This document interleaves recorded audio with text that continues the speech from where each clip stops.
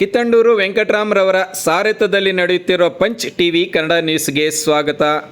ಕೋಲಾರ ಜಿಲ್ಲೆಯ ಕೆಜಿಎಫ್ ತಾಲೂಕು ಪಿಚ್ಚಳ್ಳಿ ಗ್ರಾಮದಲ್ಲಿ ಭಾರತದ ಸಂವಿಧಾನ ಪೀಠಿಕೆ ಪುಸ್ತಕ ಪುತ್ಥಳಿ ಅನಾವರಣ ಕಾರ್ಯಕ್ರಮವನ್ನು ಕರ್ನಾಟಕ ದಲಿತ ಸಂಘರ್ಷ ಸಮಿತಿ ರಾಜ್ಯಾಧ್ಯಕ್ಷ ಮಾವಳ್ಳಿ ಶಂಕರ್ ರವರು ಚಾಲನೆ ನೀಡಿದರು. ಇನ್ನು ಈ ಸಂದರ್ಭದಲ್ಲಿ ಕರ್ನಾಟಕ ದಲಿತ ಸಂಘರ್ಷ ಸಮಿತಿ ಸಂಸ್ಥಾಪಕ ಹಿರಿಯ ಮುಖಂಡರು ಸಾಹಿತಿ ಕೋಟಿಗಾನಹಳ್ಳಿ ರಾಮಯ್ಯ, ಜಾನಪದ ಅಕಾಡೆಮಿ ಮಾಜಿ ಅಧ್ಯಕ್ಷ ಪಿಚ್ಚಳ್ಳಿ ಶ್ರೀನಿವಾಸ್, ಕರ್ನಾಟಕ ವಿಮೋಚನಾ ಚಿರತೆಗಳು ಪಕ್ಷದ ರಾಜ್ಯಾಧ್ಯಕ್ಷ MC ಹಳ್ಳಿ ವೇಣು, ನಿವೃತ್ತ ಪ್ರಾಂಶುಪಾಲರಾದ ಆವಣಿ ಜಯರಾಮ್, ಸಮಾಜ ಸೇವಕರಾದ KGF ರಂಜಿತ್, ದಲಿತ ಸಂಘರ್ಷ ಸಮಿತಿ ಮಾವಳ್ಳಿ ಶಂಕರ್ ಬಣದ ಕೋಲಾರ ಜಿಲ್ಲಾಧ್ಯಕ್ಷ ಗಾಂಧಿನಗರ ಶ್ರೀರಂಗ, ಹಿರಿಯ ಮುಖಂಡರಾದ ಆವಣಿ ಕಾಶಿ, ಪಿಚ್ಚಳ್ಳಿ ಮಂಜುನಾಥ್, ಲಕ್ಕೂರು ವೆಂಕಟೇಶ್, ಚಂದ್ರಪ್ಪ, ಮದಿವಣ್ಣನ್, ಕಲಾವಿದರಾದ ವದಲಿ ನಾರಾಯಣಸ್ವಾಮಿ, ಶ್ರೀನಿವಾಸ್ ಗದ್ದರ್, ಮಣಿಪಾಲ್ ರಾಜಪ್ಪ, ಮುನಾಂಜಿ, AK ವೆಂಕಟೇಶ್, ಕಲ್ಕೆರೆ ಮುನಿರಾಜು, ಶಾಗತ್ತೂರು ಮುನಿಸ್ವಾಮಿ, ಕೊರವೇನೂರು ಅಮರ್, YV ಗೋವಿಂದಪ್ಪ, ಶಿವರಾಜ್, ಚಿನ್ನಸ್ವಾಮಿ ಹೊಸಕೋಟೆ, ಅಗ್ರಾರ ಬಾಬು ಮುಂತಾದ ತಾಲೂಕು ಹಾಗೂ ಜಿಲ್ಲಾ ಪದಾಧಿಕಾರಿಗಳು ಈ ಕಾರ್ಯಕ್ರಮದಲ್ಲಿ ಭಾಗವಹಿಸಿದ್ದರು. Kittanduru Venkataram, punch TV news, Kolar. ಸತ್ತಾತ್ಮಕ ಗಣರಾಜ್ಯವನ್ನಾಗಿ ರೂಪಿಸುವುದಕ್ಕಾಗಿ ಭಾರತದ ಎಲ್ಲ ಪ್ರಜೆಗಳಿಗೆ ಸಾಮಾಜಿಕ, ಆರ್ಥಿಕ ಮತ್ತು ರಾಜಕೀಯ ನ್ಯಾಯವನ್ನು ವಿಚಾರ, ಅಭಿವ್ಯಕ್ತಿ, ನಂಬಿಕೆ, ಧರ್ಮ ಮತ್ತು ಉಪಾಸನೆಯ 1991 ಚುನಾವಣೆಯ ಸಂದರ್ಭದಲ್ಲಿ ಪ್ರೊಫೆಸರ್ B. ಕೃಷ್ಣಪ್ಪನವರು ಲೋಕಸಭಾ ಜನತಾ ದಳದ ಅಭ್ಯರ್ಥಿಯಾಗಿ ಇಲ್ಲಿ ಸ್ಪರ್ಧೆ ಮಾಡಿದ್ದಾಗ ಈ ಊರಿಗೆ ನಾನು ಬಂದಿದ್ದು. ಆ ಸಂದರ್ಭದಲ್ಲಿ ಬಿಟ್ಟರೆ ಮತ್ತೆ ಇಲ್ಲಿಗೆ ಬರುವ ಅವಕಾಶ ನನಗೆ ಸಿಕ್ಕಿರಲಿಲ್ಲ. ತುಂಬ ದಿನಗಳಿಂದ ಈ ಒಂದು ಫಲಕ ಅನಾವರಣ ಆಗಬೇಕು ಅನ್ನುವಂಥ ವಿಚಾರ ಬಂದಾಗಲ್ಲ ಇಲ್ಲಿ ಸಾಕಷ್ಟು ಸಮಸ್ಯೆಗಳು ಉದ್ಭವ ಆಗ್ತಾ ಇದ್ವು, ಅದಕ್ಕೆ ಅಡ್ಡಿಗಳು ಬರ್ತಾ ಇತ್ತು. ಆದರೆ ಅವೆಲ್ಲವನ್ನ ಕೂಡಿ ಆ ಅಡ್ಡಿಗಳನ್ನೆಲ್ಲ ನಿವಾರಣೆ ಮಾಡಿಕೊಂಡು ಇವತ್ತು ಊರಿನವರ ಬೆಂಬಲನೋ ಅಥವಾ ಇಲ್ಲಿನ ಜನರ ಬೆಂಬಲನೋ, ನಮ್ಮ ಅಂಬೇಡ್ಕರ್ ಯುವಕ ಸಂಘದ ಅವರ ಸ್ವಾಭಿಮಾನದ ಒಂದು ವಿಚಾರನೋ ಇವತ್ತು ಈ ಒಂದು ಫಲಕ ಇಲ್ಲಿ ಉದ್ಘಾಟನೆ ಆಗಿದೆ. ಬಹುಶಃ ನೀವು ನಾವು ಯಾರು ಇಲ್ಲದೆ ಇರ್ಬೋದು, ಆದರೆ ಆ ಫಲಕ ಅಂತೂ ನಮಗೊಂದು ತೋರು ಬೆರಳಾಗಿ ಯಾವತ್ತೂ ಕೂಡ ಇರುತ್ತೆ. ಅದು ನಾಳೆ ಅದು ಕೂಡ ಇಲ್ಲದೆ ಇರ್ಬೋದು. ಆಗ ಯಾವುದು ಉಳ್ಕೊಳ್ಳುತ್ತೆ ಅನ್ನೋ ಮಾತು ಬಂದಾಗ ಬಾಬಾ ಸಾಹೇಬರ ವಿಚಾರಧಾರೆಗಳು ಶಾಶ್ವತವಾಗಿ ಉಳ್ಕೊಳ್ಳುವಂಥ ಕೆಲಸವನ್ನು ನಾವು ಮಾಡಬೇಕಾಗತ್ತೆ. ನಮ್ಮ ಜನಪದರು ಯಾವ ರೀತಿಯಲ್ಲಿ ಅವರಿಗೆ ಅಕ್ಷರ ಇಲ್ಲದೆ ಹೋದರೂ ಕೂಡ ಅವರ ಶ್ರಮ, ಅವರ ಬೆವರಿನ ಮೂಲಕನೇ ಹಾಡುಗಳನ್ನು ಕಟ್ಟಿ ಆಡ್ತಾ ಇದ್ದಂಥ ವಿಚಾರಗಳು ನಮಗೆಲ್ಲ ಗೊತ್ತಿದ್ದಾವೆ.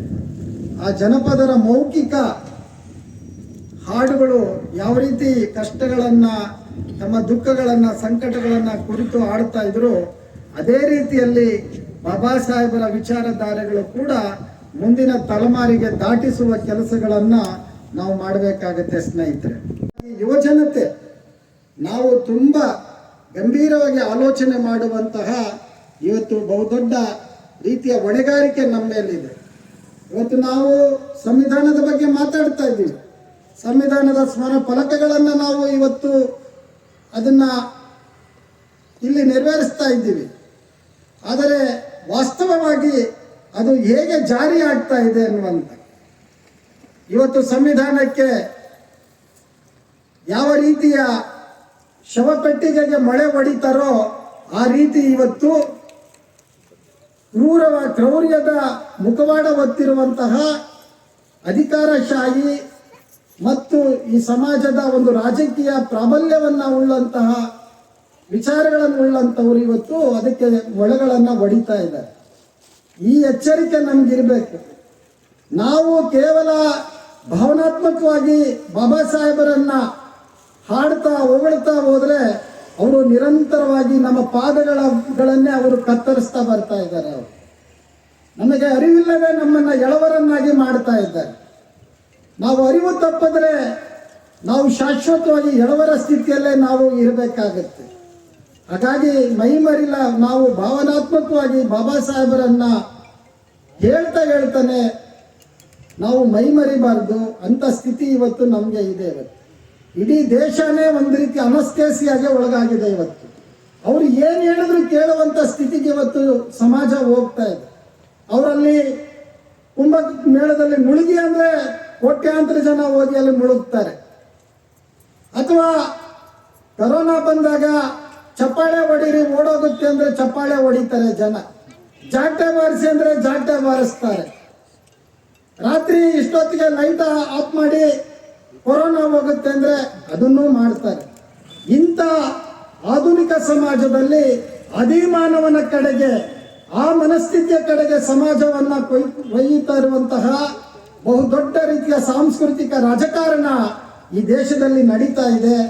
ಅದನ್ನ ವಿಶೇಷವಾಗಿ ಯುವಜನರು, ವಿದ್ಯಾವಂತರಾದಂಥವರು ಇದನ್ನ ಸೂಕ್ಷ್ಮವಾಗಿ ಗಮನಿಸಬೇಕು ಅನ್ನುವಂತಹ ಮಾತುಗಳನ್ನ ಈ ಸಂದರ್ಭದಲ್ಲಿ ಹೇಳ್ತಾ, ಬಾಬಾ ಸಾಹೇಬರ ಒಂದು ಗುರುತನ್ನು ಗೌರವಾರ್ಹಗೊಳಿಸೋದಕ್ಕೆ ಬಿಡಲಾಗದೇ ಇರುವಂಥ ಒಂದು ವ್ಯವಸ್ಥೆ ಇದೆ ಅಂತಂದರೆ ಈ ದೇಶಕ್ಕೆ ನಿಜಕ್ಕೂ ಕೂಡ ಒಂದು ದೇಶ ತಾನು ಅಂತ ಹೇಳ್ಕೊಳ್ಳುವಂಥ ನೈತಿಕತೆ ಇದೆಯೇ ಅನ್ನೋ ಒಂದು ಪ್ರಶ್ನೆ ಬರುತ್ತೆ. ನಾವು ಚರಿತ್ರೆಯಿಂದ ಇದುವರೆಗೂ ಕಲ್ತಿರೋದೇನೆಂದರೆ ಏನನ್ನು ಕಲ್ತಿಲ್ಲ ಅನ್ನೋದೇ ಆಗಿದೆ ಅಂತ ಆ ಮಾತು ಹೇಳ್ತಾರೆ. ಬಹುಶಃ ಬಾಬಾ ಸಾಹೇಬರ ಇಡೀ ಅವರ ಏನು ಮಹಾನ್ ಜ್ಞಾನ ಇದೆ, ಆ ಹೆಜ್ಜೆ ಗುರುತುಗಳನ್ನು ಮತ್ತು ಅದರ ನಿಜವಾದಂಥ ದಿಕ್ಕನ್ನು ನಾವು ಅರ್ಥ ಮಾಡ್ಕೊಳ್ಳೋದ್ರಲ್ಲಿ ಖಂಡಿತವಾಗಿಯೂ ಕೂಡ ಸೋತಿದ್ದೀವಿ ಅನ್ನೋದನ್ನು ಈಗಲಾದರೂ ಕೂಡ ನಾವು ಒಪ್ಕೋಬೇಕು. ನಾವೆಷ್ಟೇ ಮಹಲ್ ಕಟ್ಟಲಿ ಅಥವಾ ಎಷ್ಟೇ ಈ ರೀತಿಯ ಸಂವಿಧಾನದ ಶಿಲ್ಪಗಳನ್ನು ಮಾಡ್ತಾ ಹೋಗಲಿ, ಅದರೊಳಗೆ ಆತ್ಮ ಇಲ್ಲ ಅಂದಮೇಲೆ ಸಂವಿಧಾನದ ಪ್ರಾಣ ಪಕ್ಷಿಯನ್ನು ಕೊಂದಾಕಲಾಗಿದೆ ಅನ್ನೋದನ್ನು ನಾವು ಅರ್ಥ ಮಾಡ್ಕೋಬೇಕು. ಇವತ್ತು ಈ ದೇಶದಲ್ಲಿ ಸಂವಿಧಾನ ಇಲ್ಲ, ಸಂವಿಧಾನವನ್ನು ಕೊಲ್ಲಲಾಗಿದೆ. ಸಂವಿಧಾನ ನಿಜಕ್ಕೂ ಕೂಡ ಜಾರಿಯಲ್ಲಿ ಇಲ್ಲ, ಬರೀ ತೋರಿಕೆಗೆ ಮಾತ್ರ ಇದೆ. ನ್ಯಾಯಾಂಗ ಅನ್ನೋದು ಕೂಡ ಸಂಪೂರ್ಣವಾಗಿ ಪ್ರಭುತ್ವ ಹೇಳಿದ್ದಕ್ಕಿಂತ ಹೆಚ್ಚು ಡೊಗ್ಗು ಸಲ ಮುಡಿತಾ ಇದೆ ಪ್ರಭುತ್ವಕ್ಕೆ. ಏನು RSS ಮತ್ತು BJP ಅಂತ ನಾವು ಕರಿತಾ ಇದ್ದೀವೋ, ಸಂಘ ಪರಿವಾರ ಅಂತ ಕರಿತಾ ಇದ್ದೀವೋ, ಅದು 2047ರಲ್ಲಿ ಭಾರತದ ಬಾವುಟವನ್ನು ಕೆಳಗಿಳಿಸಿ, ಯೂನಿಯನ್ ಜಾಕನ್ನು 1947ರಲ್ಲಿ ಕೆಳಗಿಳಿಸಿದ ಹಾಗೆ ಆ ಬಾವುಟವನ್ನು ಕೆಳಗಿಳಿಸಿ ಅಲ್ಲಿ ಭಗವದ್ ಧ್ವಜವನ್ನಾಗಿ ಏರ್ತಾರೆ.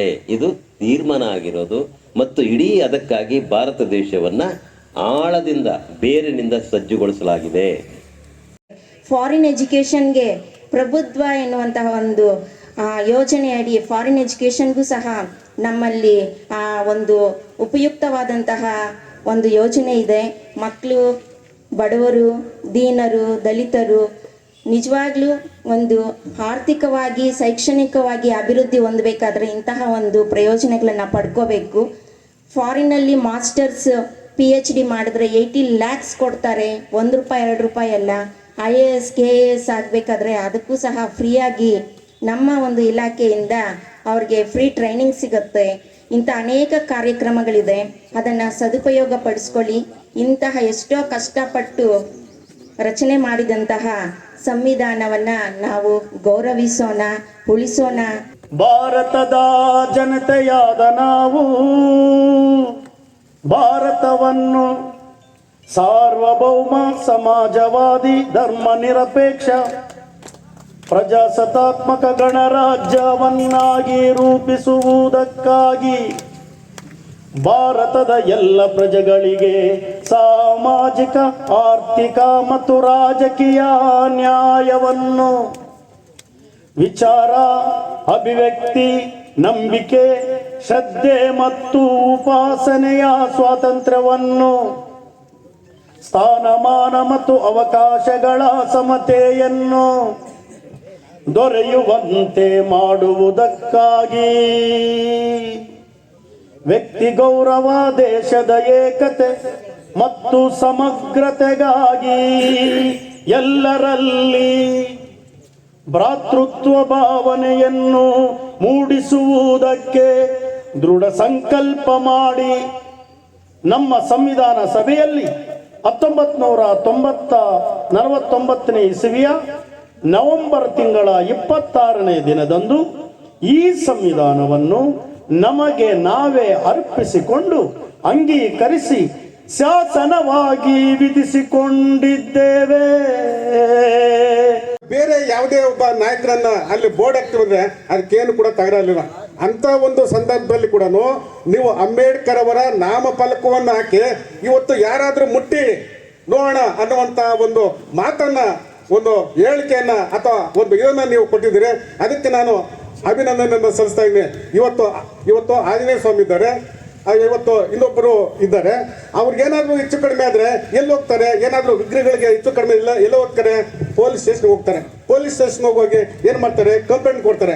ಅದಕ್ಕೆ ಯಾರು ತಳ ಇದೆ ಅಂದ್ರೆ ಅಂಬೇಡ್ಕರ್ ಅವರು ಬರೆದಂತ ಒಂದು ಸಂವಿಧಾನ, ಅಂಬೇಡ್ಕರ್ ಬರೆದಂತ ಏನು ಇವತ್ತು ಪ್ರಸ್ತಾವನೆ ಇದೆಯಲ್ಲ, ಆ ಪ್ರಸ್ತಾವನೆ ಇವತ್ತು ಎಲ್ಲ ರಕ್ಷಣೆ ಕೊಡ್ತಾ ಇದೆ.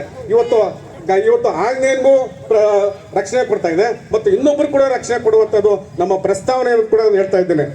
ಮೋದಿ ಪ್ರೈಮ್ ಮಿನಿಸ್ಟರ್ ಆಗಿ ಬಂದು 2 ಟೈಮ್ಸ್ ಆಗಿದ್ದಾರೆ. 2 ಡೇಸ್ ಆಗಿ ಇಂಡಿಯಾ ಹಾಳಾಗಿದೆ. ನಮ್ಮ ದಲಿತರು ಹಿಂದೆ ಹೋಗಿ ಊಟನ ನೀರು ಸಾಯ್ತಾ ಇದ್ದಾರೆ. ಒಬ್ಬರ ಹೋರಾಟ ಮಾಡಕ್ಕೆ ರೆಡಿ ಇದೀಗ ಇಲ್ಲ, ಭಯ ಬಿಡ್ತೀವಿ. ಏನು ಭಯ ಬಿಡಬೇಕು? ಡಾಕ್ಟರ್ BR ಅಂಬೇಡ್ಕರ್ 1947 ಹಾಕೊಟ್ಟಿರೋದು ಏನು ಅಸಂಸ್ಥೆ ಹೇಳ್ತಿಲ್ವಾ? ಪ್ರತಿಯೊಬ್ಬರು ಹೇಳ್ತೀವಿ. ಅದು ಇಂದ ನಾವು ಯೂಸ್ ಮಾಡ್ತಾ ಇಲ್ಲ. ಯೂಸ್ ಮಾಡೋಕೆ ಏನ್ ಬೇಕಾಗಿತ್ತು? ಅಣ್ಣ ಶ್ರೀನಿವಾಸನ ಹೇಳಿದ್ದಾರೆ, ರಾಜನವರು ಹೇಳಿದ್ದಾರೆ.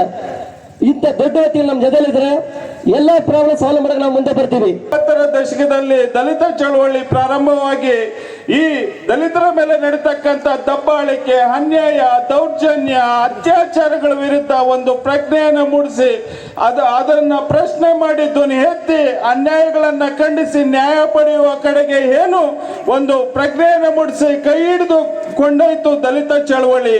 ಆ ಚಳವಳಿಯ ಒಂದು ಪ್ರಜ್ಞಾಪೂರ್ವಕವಾದಂತ ವೈಚಾರಿಕ ಬದ್ಧತೆಯ ನಡೆಯಲ್ಲಿ ನಾವು ಹೆಜ್ಜೆ ಹಾಕಿ ನಡೆದೇ ಇರ್ತಕ್ಕಂಥ ವಿಚಾರವಾಗಿ ಇವತ್ತು ಸಹ ನಮ್ಮ ಸಮಾಜದಲ್ಲಿ ದಬ್ಬಾಳಿಕೆ, ದೌರ್ಜನ್ಯ, ಅನ್ಯಾಯಗಳು, ಅತ್ಯಾಚಾರಗಳು ಇವತ್ತು ಸಹ ನಾವು ಬೀದಿಯಲ್ಲಿ ನಿಂತು ನಮಗೆ ಬೇಕಾದಂತ ಮೂಲಭೂತ ಸೌಕರ್ಯಗಳಿಗೆ ಒತ್ತಾಯಿಸಿ ನಾವು ಹೋರಾಟಗಳನ್ನ ಮಾಡಿ ನ್ಯಾಯಕ್ಕಾಗಿ ಒತ್ತಾಯಿಸುವಂತ ಒಂದು ದುಸ್ಥಿತಿ ಅಥವಾ ಪರಿಸ್ಥಿತಿ ಇವತ್ತಿಗೂ ಇದೆ ಅನ್ನೋದನ್ನ ಬ್ರಾಹ್ಮಣ ಕುಟುಂಬದಿಂದ ಬಂದಿರೋನು